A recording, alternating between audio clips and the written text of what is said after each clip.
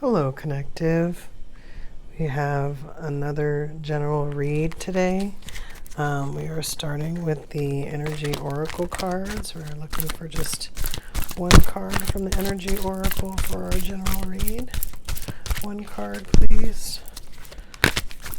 Give a general message. Look at that. Got the sun. Perfect. One card. And of course, we always go for the Empath Empowerment deck.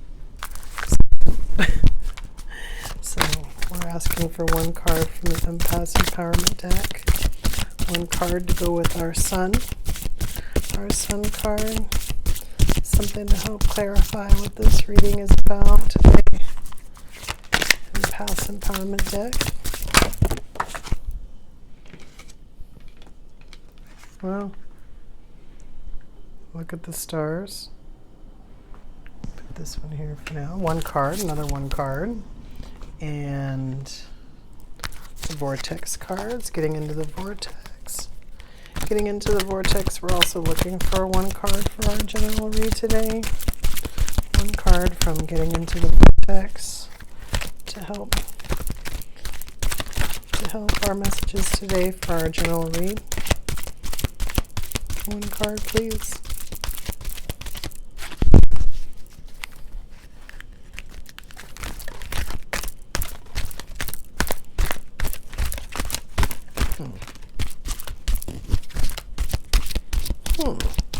They're like mostly out. Like some of them I thought for sure they'd fall out. They did not fall out. And since it was more than one, I didn't touch them.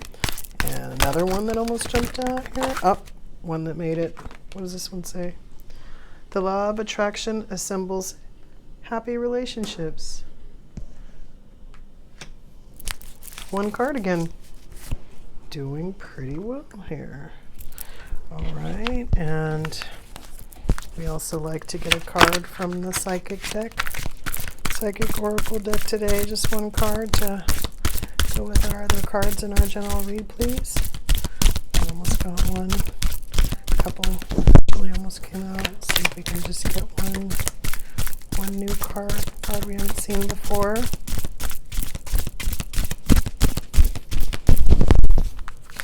Or a happy card. Those are fun too. One card from the Psychic deck to go with our cards on the table, please. Just one card.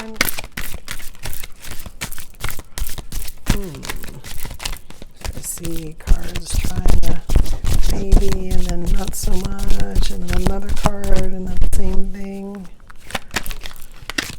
It's almost like they're kind of moving themselves around to make room for that one card. Wow. So, got abundance again. I put that one here for right now. Literally just came out. And then we're going to go with the Angel Prayers Oracle card deck by Kyle Gray. The Angel Prayers. See what Angel Prayers. Oh, yes, Angel Prayers does have something to say. Wow, we just got this one too. Wow. Wow. I asked my guys for happy cards. They knew I wasn't kidding. Okay, so now we're in Angel Guide Oracle by Kyle Gray. Oops, we almost got one. We almost got a jumper. All right, we got one. Ooh. Do the work. Do the work. I'll put it right here for right now. And I think we're going to ask the moon, the Moonology Oracle. Just one card from the Moonology Oracle. It can be a timing card. It can be an advice card. It can be anything. Point somewhere. What we got? Immutable moon. Nothing is yet set in stone. Okay.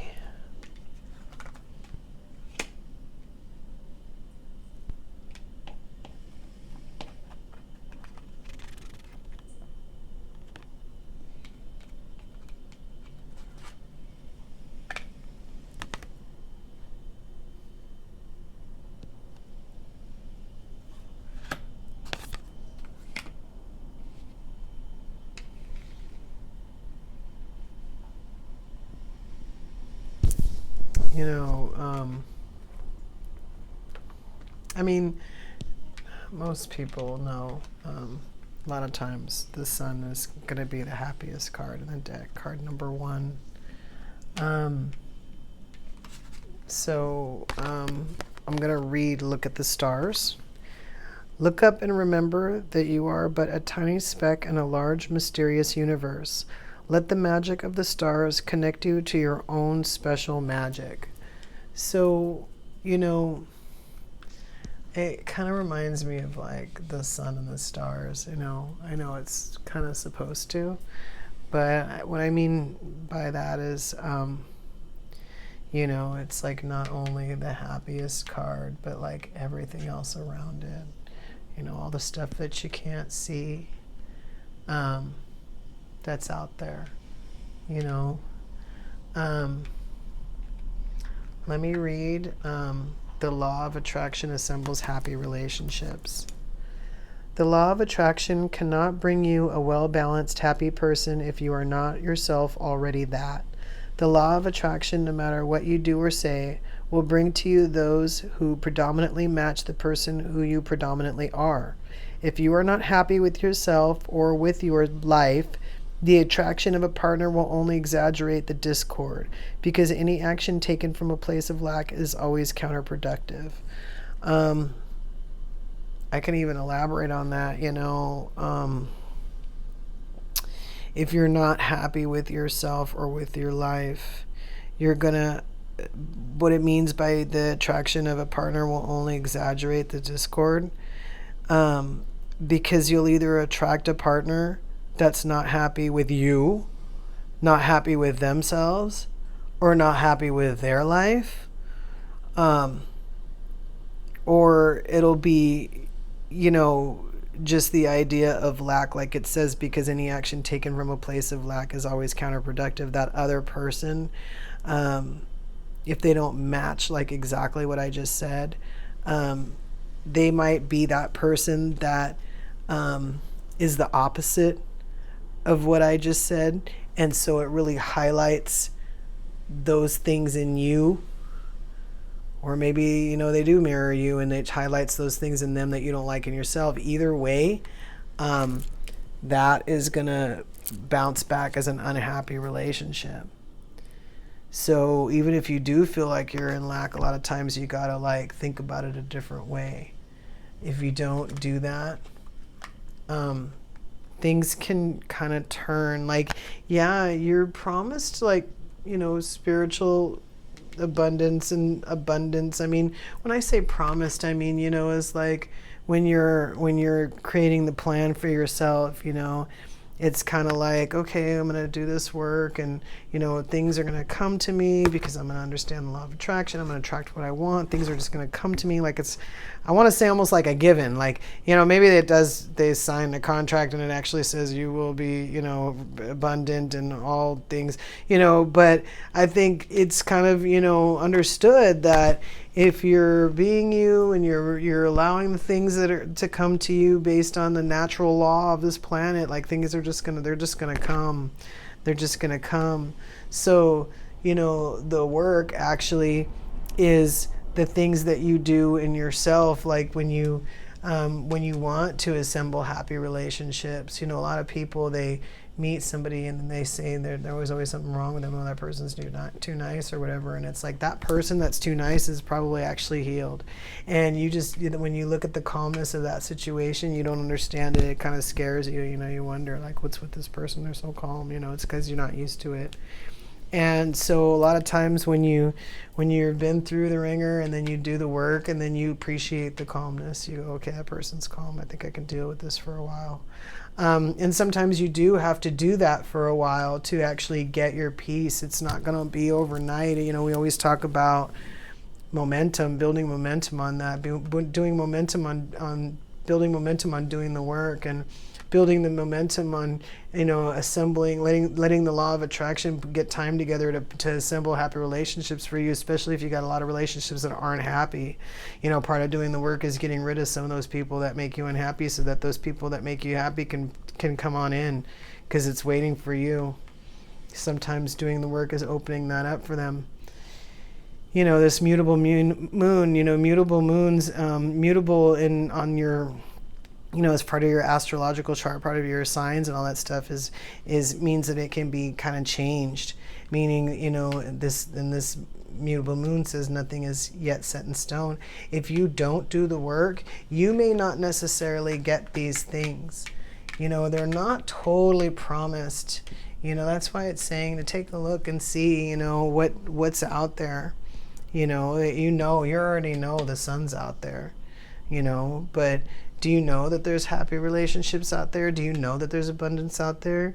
Do you know that you have spiritual abundance? Are you doing the work? Do you know that it depends on how much work you actually do as opposed to whether or not you open yourself up for what's coming to you or whether or not you might be blocking it? Even just not appreciating what you have could be blocking it. But sure, I'm not saying that not doing the work would block it. People do the work sometimes in different ways and then don't give themselves credit for it. So that's a really broad statement to make. If you don't do the work, you won't get the rewards. I'm not saying that. In fact, in some cases, if you've agreed to heal, let's say as part of your, spiritual journey of getting this, you were supposed to heal, and especially if you were going to get like a relationship that was going to help you to do that, that's going to happen. Even if you don't do the work, you're gonna the energies that when the timing is right, that healing is going to take place. If that's promised to you. So we're not necessarily talking about that, but we're talking about paying attention to where are you putting your energy. You guys know what you need to do to bring in abundance. You know what you need to do to have confidence that you already have spiritual abundance. You know that you need to appreciate to bring in abundance. You know that you need to appreciate what you have. Even to the point where you appreciate those unhappy relationships so you can say, thank you, God, for showing me what I don't want in a relationship so that I can tell the universe what to put, in my vortex as a happy relationship so that I can bring that in, because nothing's set in stone. Honestly, too, this is kind of reminding me of something I've been noticing lately that, maybe I should point it out, because even if I sit here and act like it's not happening, you guys at some point are probably going to see it, But one of the things that I've been seeing is like, after my spiritual awakening, where I kind of see where I sort of notice when people are changing kind of thing, or things are starting to happen for them, and they look at me and they see that I'm a little different, and so they ask me questions, because they're starting to have a spiritual awakening. And sometimes it's not anything I might say. I've heard this from other people too. Like they get a whiff of something that they have to do in order to either kick that off or to kind of acknowledge that, yes, they're going to go on this spiritual awakening ride with everybody. And, they decide not to go. They decide that the thing that they have to do, sometimes they're not willing to do. Like if they have an unhappy relationship and they get the information that they need to leave that relationship, and then they say, well, I can't do that. I can't do that. I can't. That's too hard. Then, they're going to get something else than this. And of course they have free will. They can always change that. I will tell you that I believe that when we are doing the work, that when we are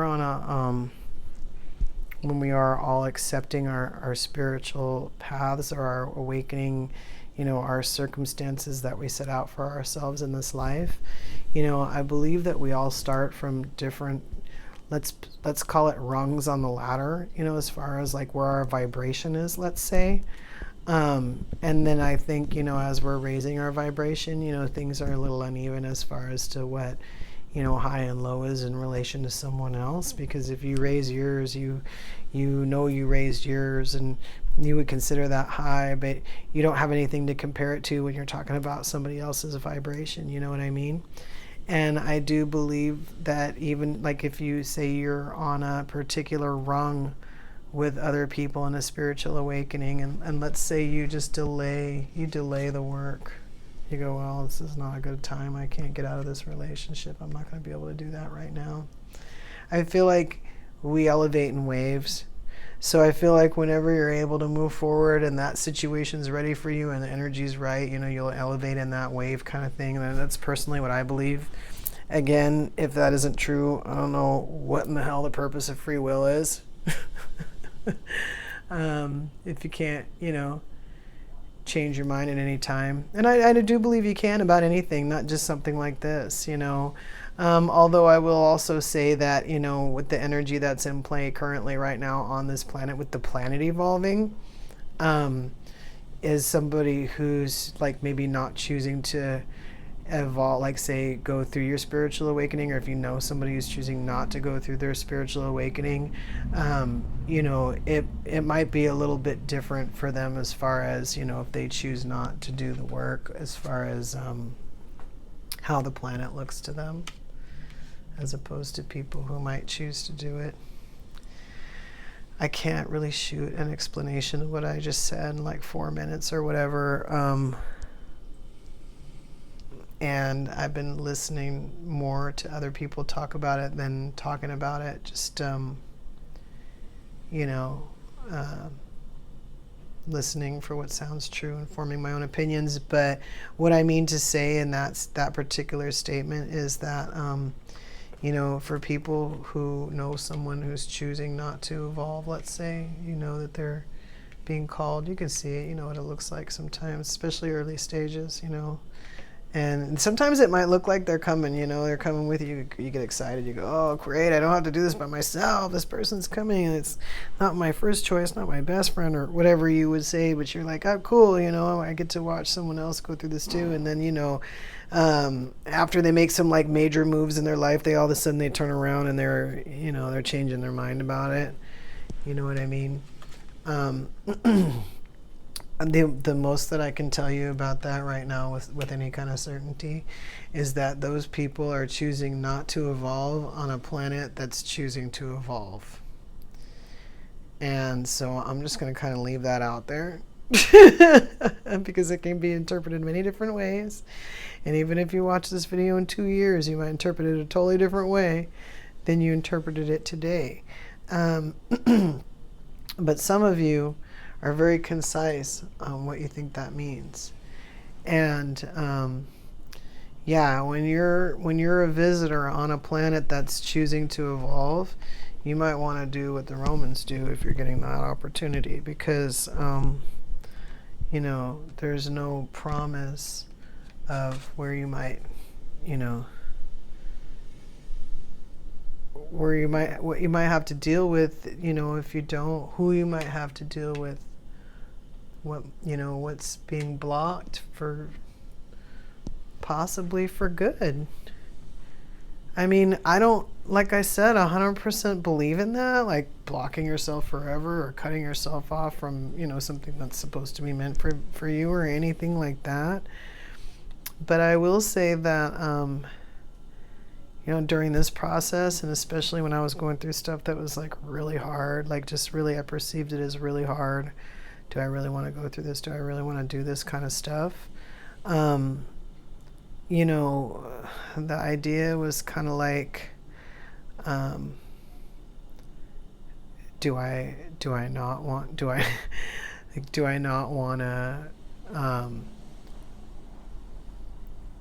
to block what I've set aside for myself? Do I want to not, fulfill what I've put out there for myself? I mean, I'm doing so well. I've gone through a lot, and I've learned a lot. I've grown a lot, Do I really want to stop now?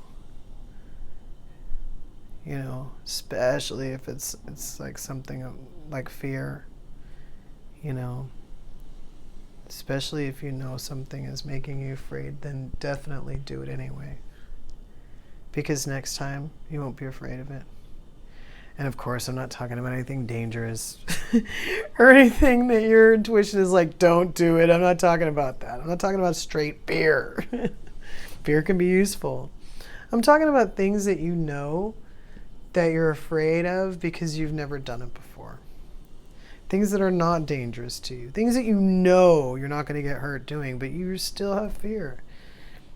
Once you do it, you won't have it anymore. It's the way it is. You know, that's why some people jump off that really high cliff into the water, because they know once they do it, they won't be afraid of it anymore. You know, now of course you have to be smart enough to check out the cliff and do all that stuff before you do all that stuff, right? You don't want to just wildly jump into some water you can't see, hoping to God that you don't hit the bottom at any kind of velocity. So again, doing the work to make sure you don't get, make sure you don't get hurt. And all this stuff will come to you. This is like, the sun, spiritual abundance. I mean, it really is all kind of like the same thing. It's all kind of like the same thing if you do the work. It doesn't even have to be set in stone. You know it's going to be good. You don't even need a promise. That's promise enough, especially if you've been through harder stuff. And the work can be rewarding. It can be hard, but then when you get through it and you reap the rewards of what was hard, sometimes what was hard doesn't even seem like that big of a deal when you get out of it, what you get out of it. And even if it does, again, sometimes focusing on those rewards really helps bring in more rewards, more gifts, more things to be excited about. So think about that until we meet again.